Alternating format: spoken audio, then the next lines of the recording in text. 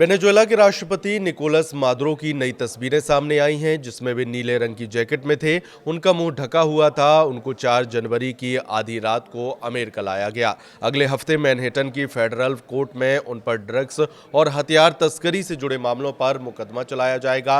अमेरिकी सैनिकों ने वेनेजुएला पर हमला कर राष्ट्रपति निकोलस मादुरो और उनकी पत्नी सिलिया फ्लोरेस को उठा लिया था। CNN ने अमेरिकी अधिकारियों के हवाले से बताया कि उन्होंने मादुरो और उनकी पत्नी को बेडरूम से घसीटकर बाहर निकाला और अपने कब्जे में ले लिया था।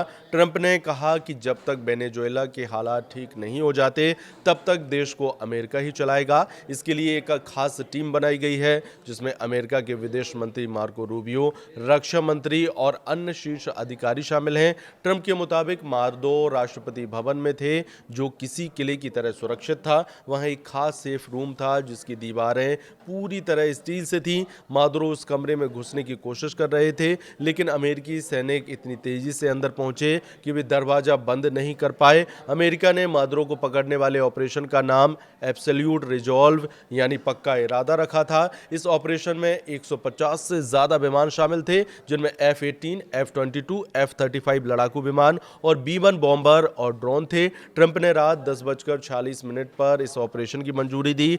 करीब 2.25 घंटे बाद यानी करीब 1 बजे अमेरिकी सेना मादुरो के ठिकाने पर पहुंची और महज 1.5 घंटे बाद रात करीब 3:29 पर ऑपरेशन खत्म करके लौट आई। जनरल केन के मुताबिक इस पूरे मिशन के दौरान अमेरिकी सैनिकों की सुरक्षा के लिए US marine, US navy, US air force और एयर नेशनल गार्ड तैनात थे। आसमान में B-1 स्टेल्थ बॉम्बर विमान भी उड़ान भर रहे थे, ताकि किसी भी खतरे की स्थिति में तुरंत कार्रवाई की जा सके। ट्रंप ने कहा कि अमेरिकी सेना के कुछ जवान घायल हुए, लेकिन किसी की भी मौत नहीं हुई। एक हेलीकॉप्टर को नुकसान पहुंचा, लेकिन वह सुरक्षित वापस लौट आया।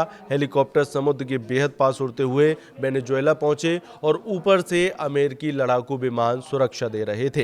वेनेजुएला में अमेरिकी कार्रवाई के बाद से दुनिया में हड़कंप मचा हुआ है। अलग अलग देशों की प्रतिक्रियाएं सामने आई हैं। वहीं न्यूयॉर्क सिटी के मेयर जोहरान ममदानी ने वेनेजुएला के राष्ट्रपति निकोलस मादुरो को पकड़ने के लिए की गई अमेरिकी कार्रवाई को एक्ट ऑफ वॉर बताया है। जोहरान ममदानी के मुताबिक ये कदम अंतर्राष्ट्रीय और अमेरिकी कानूनों दोनों का उल्लंघन है। रूस और क्यूबा दोनों ही वेनेजुएला के करीबी सहयोगी देश हैं। उन्होंने इस हमले की निंदा की है।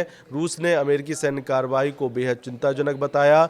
वहीं चीन के विदेश मंत्रालय के प्रवक्ता ने एक पोस्ट में लिखा, अमेरिका के ऐसे दबंगई वाले काम अंतर्राष्ट्रीय कानून और वेनेजुएला की संप्रभुता का गंभीर उल्लंघन करते हैं और लैटिन अमेरिका और कैरेबियन क्षेत्र में शांति और सुरक्षा के लिए खतरा है। चीन ने इसका कड़ा विरोध करता है। वहीं यूरोपियन यूनियन ने संयम बरतने की अपील की है। स्पेन ने इस मामले का शांतिपूर्ण समाधान खोजने में मदद करने के लिए मध्यस्थ के रूप में काम करने की पेशकश की है। वहीं चिली के राष्ट्रपति गैब्रियल ने अमेरिका की सैन्य कार्रवाई को अपने देश की चिंता जाहिर की है और निंदा व्यक्त की है। ब्रिटेन के प्रधानमंत्री ने कहा कि वेनेजुएला में अमेरिकी ऑपरेशन में ब्रिटेन किसी भी तरह से शामिल नहीं था। अमेरिकी कार्रवाई का दक्षिण अमेरिकी देश अर्जेंटीना ने स्वागत किया है। वहीं ब्राजील के राष्ट्रपति ने इस पूरे मामले में चेतावनी दी है कि वेनेजुएला के इलाके में बमबारी और उसके राष्ट्रपति को पकड़ना एक ऐसी हद पार करना है जिसे बर्दाश्त नहीं किया जा सकता